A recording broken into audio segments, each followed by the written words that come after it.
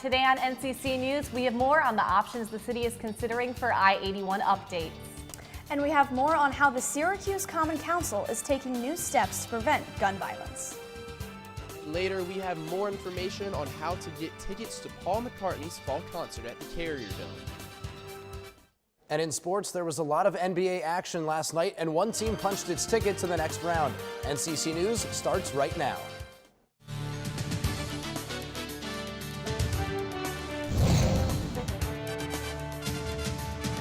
Good afternoon, I'm Marissa McBride. And I'm Jillian Lynch. 3 people are in the hospital after a fight this afternoon in downtown Syracuse. Clinton Street was blocked off by police as they investigated the crime. One person is currently in critical condition. The story is developing, but check out our website, nccnews.com, for updates throughout the evening. And as I-81 continues to age, the city is looking into new ways to fix or replace the road. Old bridges continue to cost millions in reparations and only offer a temporary fix. Earlier this year, Governor Cuomo invested $2 million in a study to decide the best way to fix the highway. And while no final decisions have been reached yet, the possibility of a tunnel system is not out of the question. In the United States, 4 highway tunnels were completed in the last decade. 4 others are also under design. Cities that have incorporated a tunnel say that the new space allows more opportunities for parks, open space, and other amenities. NCC News reporter Stephen Maluski is live in studio to tell us more about what steps the city is taking to make the area safer. Stephen? Thanks, Jillian. In 2016, 19 people in Syracuse were the victims of gun-related homicides. This spring, the city will launch a program known as ShotSpotter in hopes of lowering the number of shootings and getting illegal guns off the streets. After a record year of homicides in Syracuse, Mayor Stephanie Miner knew something had to be done.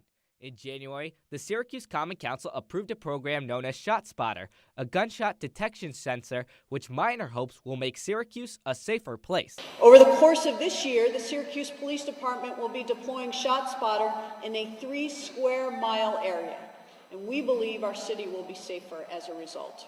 Here's how it works. Sensors are placed in a high gunshot area and using audio technology can pinpoint the exact location of a gunshot, relaying the coordinates to nearby police officers so they can respond more quickly and efficiently. This year's budget will allocate $260,000 in funding for ShotSpotter, which Common Councilor Susan Boyle believes is an important investment to act proactively. Currently, with our force numbers being low, we need to find different ways to maximize our police presence on the street, and technology is one of the best avenues to do that. Now, this technology has been put to use. Just last week, police in Fresno, California were alerted of the first of 6 shootings through ShotSpotter. An officer was dispatched to the scene even before a 911 call came in. However, Syracuse Police Department Sergeant Richard Helterline said in an email to NCC News that, quote, "This program has been approved for purchase, but it is not currently operational. We look forward to its implementation." Reporting live in studio, I'm Stephen Maluski, NCC News.